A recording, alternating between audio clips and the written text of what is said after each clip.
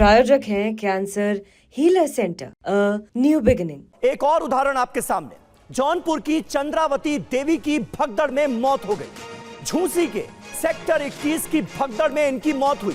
यहां पर काबिले गौर बात यह है कि संगम इलाके में जो भगदड़ मची वो तो प्रशासन ने माना, लेकिन झूंसी के सेक्टर 21 में भगदड़ मची ये माना ही नहीं गया है अब तक आधिकारिक तौर पर।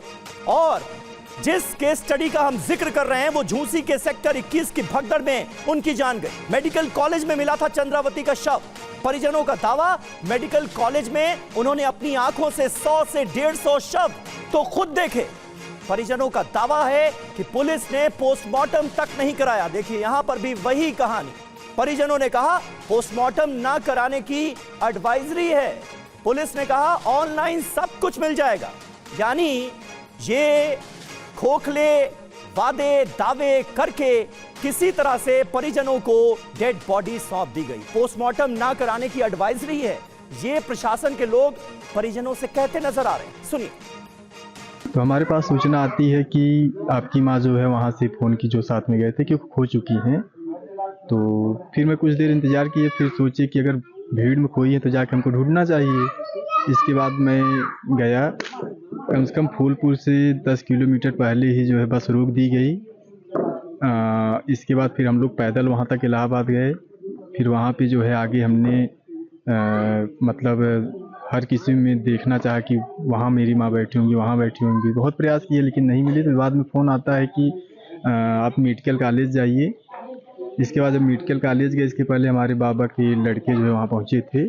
वो बॉडी को जो फोटो लगी थी उसमें शिनाख्त किए। तो अगर उनके पास हमारी पर्ची थी तो उस पर्ची से उनको जो है बताना चाहिए था कि आपकी बॉडी यहाँ पे है। हम लोग 80 किलोमीटर वहाँ से जो है पूरा पैदल यात्रा की अपनी ढूंढ रहे थे कि हमारी माँ खोई है। पर्ची दिया गया था, नंबर, मोबाइल नंबर सब कुछ उस पर लिखा था। फ़ोन नहीं किए, बॉडी शिनाख्त होने के बाद वो कॉल कर रहे हैं। और आइए सीधे आपको एक बार फिर प्रयागराज लिए चलते हैं। विपिन चौबे हमारे संवाददाता इस वक्त मौजूद हैं। विपिन, ऐसा तो हम अपनी आंखों के सामने होता हुआ घटता हुआ शायद पहली बार देख रहे हैं कि भगदड़ में किसी की मौत हो और प्रशासन पोस्टमार्टम से इनकार कर दे और परिजनों को यह बताया जाए कि भाई एडवाइजरी जारी हो गई है, पोस्टमार्टम हो नहीं सकता।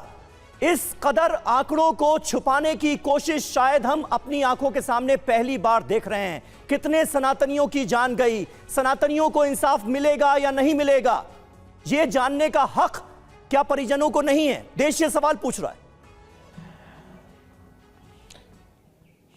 देखिए समीर, जो स्थिति मैं प्रयागराज पे देख रहा हूं ये बहुत शर्मनाक है और किसी भी हुकूमत और किसी भी सरकार के लिए डूब मरने वाली बात है। सबसे पहले आप ढिढोरा पीटकर पूरे देश से लोगों को बुलाते हो, फिर आप व्यवस्था नहीं दे पाते हो और फिर व्यवस्था भंग होती है तो लोग बेमौत मारे जाते हैं, पैरों से कुचल कुचल कर मारे जाते हैं। और जब लोग मर जाते हैं तो अपना दामन, अपनी सरकार, अपनी छवि को बचाने के लिए आप उन्हें उन मौतों का सर्टिफिकेट भी नहीं देते हो जो मारे गए। आंकड़ों को कैसे छिपाया जा रहा है?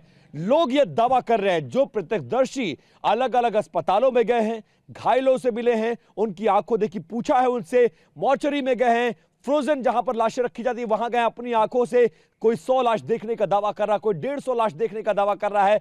इस तरह के आंकड़े सामने आ रहे हैं और जो बयानात अब अलग अलग राज्यों से जो लोग आए थे यहां पर स्नान करने के लिए, अपने परिजनों को, उनकी लाशों को लेकर जब वापस पहुंचे, लाशें कैसे दी गई?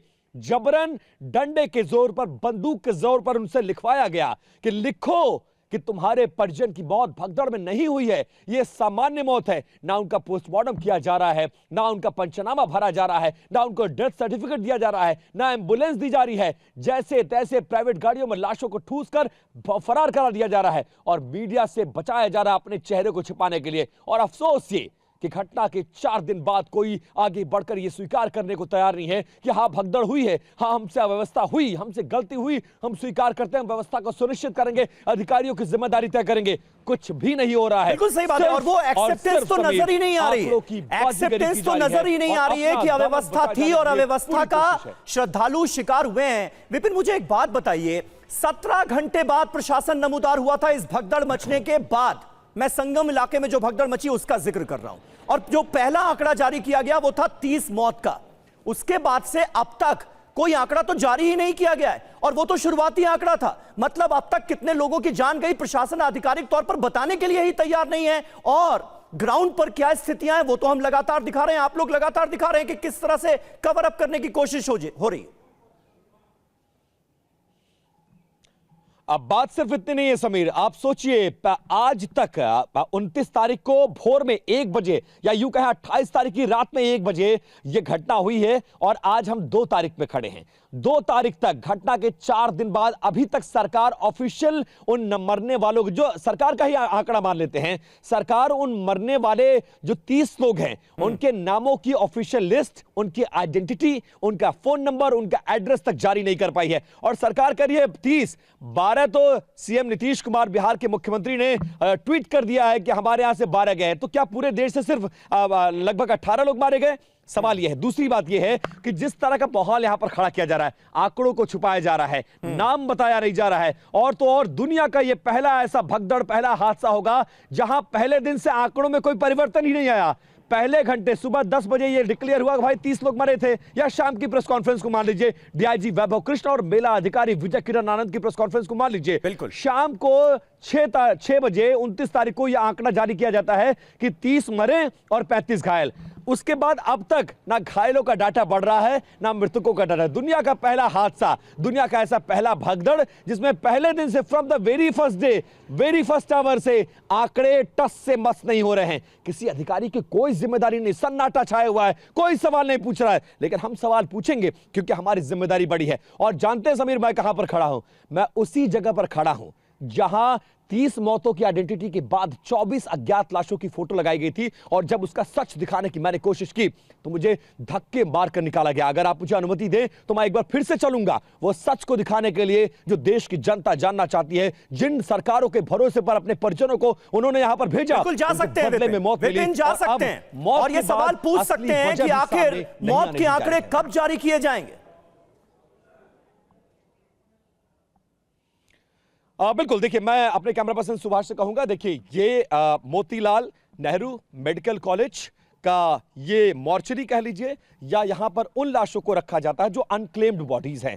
और यहां पर देखेंगे आप, यहां पर आपको गुमशुदा की तलाश, और इस तरह से देखेंगे स्वास्थ्य विभाग के कर्मचारी, संभवतः कुछ परिवार भी बैठे हैं, और यहीं पर वो पोस्टर लगा था। लेकिन अब स्थिति क्या है वो जानना, थोड़ा फास्ट हो सुभाष, वो जानना और दिखाना बहुत जरूरी है।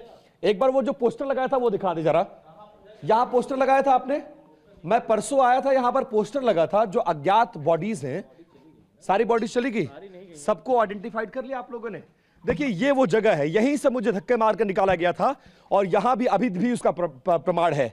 1 2 3 4 5 6 7 पोस्टर लगे थे। ये फ्रोजन हाउस है, हम उसके अंदर नहीं जाएंगे, हम अपनी सीमाओं को समझते हैं। ये वो स्वास्थ्य विभाग के तमाम अधिकारी, इनको जरा दिखाइए। इनको आपत्ति थी उस दिन भी, इनको आपत्ति आज भी, और यहां पर पुलिस वालों को लगाया गया ताकि सच सामने ना आ पाए।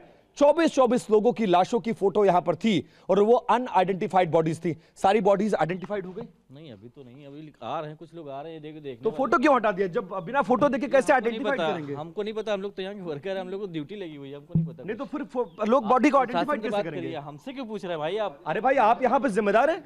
जी भाई साहब, बॉडी को आइडेंटिफाई बॉडीज करेंगे, फोटोज करेंगे। फोटो से ही तो हमारे जरिए, अगर आसाम का व्यक्ति मरा है, गुजरात का मरा है, महाराष्ट्र का मरा है, बिहार का मरा है, अगर हम उसकी फोटो दिखा देंगे तो वहां बैठकर वो आइडेंटिफाइड नहीं कर पाएगा। अभी फोटो हम ले लेंगे, ठीक है, हाँ। बाद में फोटो बॉडी यहाँ लगाया क्यों था फोटो? चेंज होती रहती है ना, बॉडी मतलब लाश बदलती रहती है, चेंज नहीं होगी कैसे? मतलब फिगर चेंज होगा, उसका कलर चेंज नहीं होगा। पहले दिन जो फोटो खींच कर लगाएंगे तो वो आदमी तभी तो पहचानेगा ना। पर डे को होता रहता है, पर डे का। कितने लोग मारे गए हैं ये बता दीजिए। ये नहीं मुझे मालूम। आप तो यहाँ ड्यूटी में है ना, कितनी लाशें रखी गई हैं यहाँ तो पे? हम गिन थोड़े रहे हैं। अरे किसकी ड्यूटी है लाशों को गिनना? मेरे की ड्यूटी नहीं है ये। किसकी? कौन गिनेगा? नहीं है, शासन गिनेगा, हाँ, मुख्यमंत्री का प्रशासन गिनेगा, प्रशासन गिनेगा। कितने लोग मारे गए हैं? प्रशासन बताएगा ना चीजें, हम क्यों बताएंगे? हमें ठीक है विपिन, आप बातचीत जारी रखिएगा, लेकिन डे 1 से जो रवैया अख्तियार किया गया है वही अभी भी जारी है। कोई भी बताने के लिए तैयार नहीं है।